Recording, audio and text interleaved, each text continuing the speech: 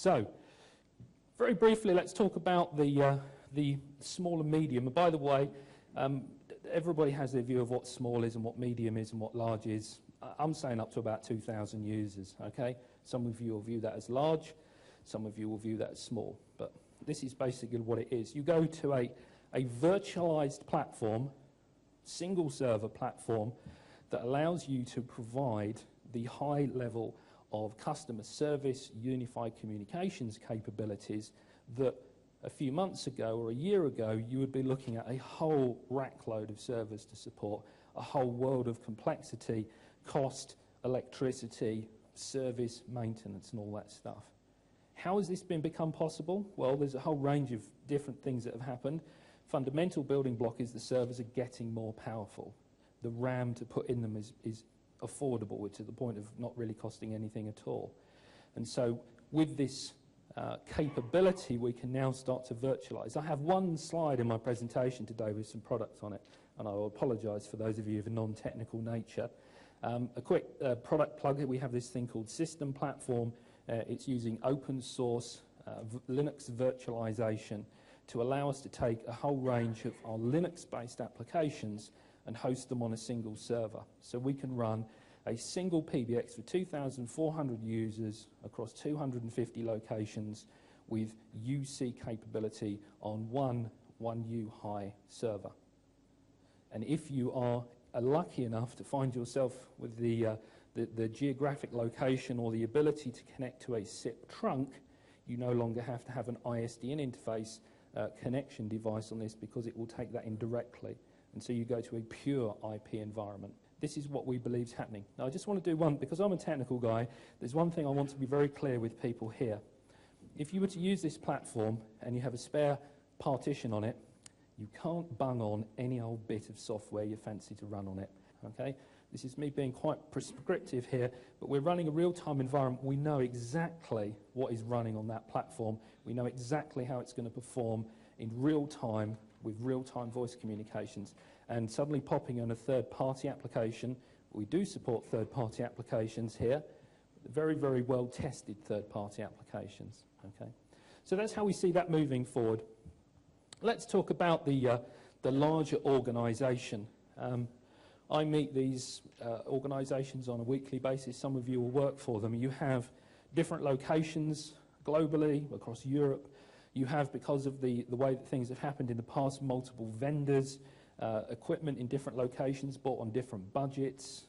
You've got applications that you're trying to apply to all of those sites to provide you with some productivity enhancements, some customer service enhancements.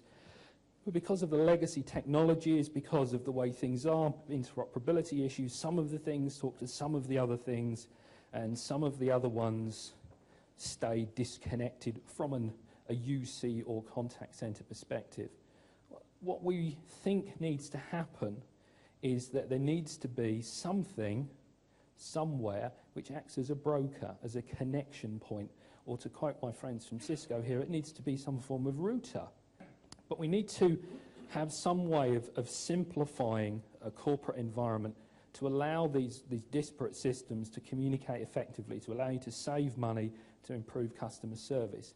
So we believe that a core connection device is required. But this is what we would call a session layer device. This is a sort of a phone call level, if you like, rather than a packet level. So it has a little bit more intelligence.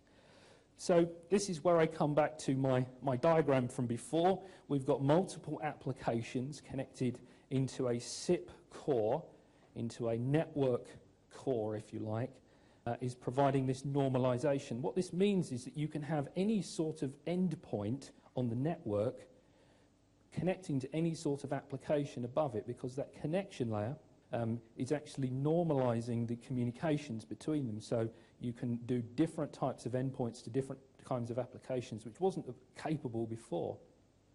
So let's get down to the real stuff. Here we have, in my little icons, 4 traditional telephone systems, okay?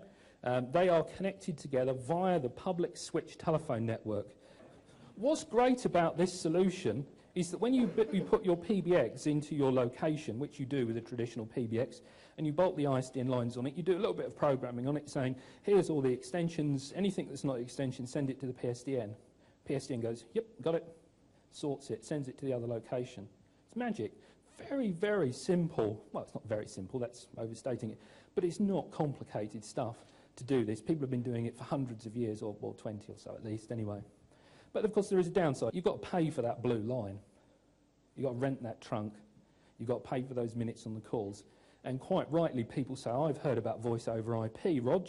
Why on earth would I want to pay the service provider to route calls between locations when I've put in this WYSI MPLS network? Well, that's absolutely true, of course. So let's put in a WYSI MPLS network and start to configure our new IP PBXs to make this work. So in each of your IP PBXs, you have to do mapping between what normal people dial, unless any of you are dialing IP addresses, by the way. It's possible, I suppose. Most normal people will be dialing telephone numbers, and our IP PBXs then have to translate those telephone numbers for the internal calls to route across to the other locations in your organisation. Fair enough, you think? We can do that, Rog. And in my example here with 4 sites, it's quite easy. We base it on this little calculation here, n squared minus n. I think it's late enough to do maths already, isn't it? Yes. N is the number of sites. So in this case, 4 squared, 16, minus 4 is 12 configurations. What happens if you have 100 sites? Mental geniuses. 9,900 is the answer to that question. So you have to go in and do 9,900 configurations to make sure that all of your locations in your 100-site organisation can talk over IP. And this is how we propose to fix it, by putting a big blue blob in the middle of it all. Okay? So this is a product that we've released earlier this year. It's called our Session Manager. It's a new focused SIP solution where you do all of the centralised routing programming in the middle. On the edge, it's the same as before when it was PSDN. You know about the internal ones? Yes. Anything else? Send it to the Session Manager in the centre and it sorts it out for you. You have centralised control. If you take a site offline, you make one change in the middle. Nobody else has to worry about it. And it gives you that total control on how to route calls between locations, driving them across your IP infrastructure rather than using the PSTN. So this is, and you can of course use it to negotiate tariffs across different links. It also supports public SIP trunks. And you think, a lot of you are thinking, yeah, we've heard about SIP trunks, Roger. There's those new super cheap ones that are much cheaper than ISDN. But they certainly have a degree of flexibility, the ability to flex up and flex down the number of channels that they support quite quickly.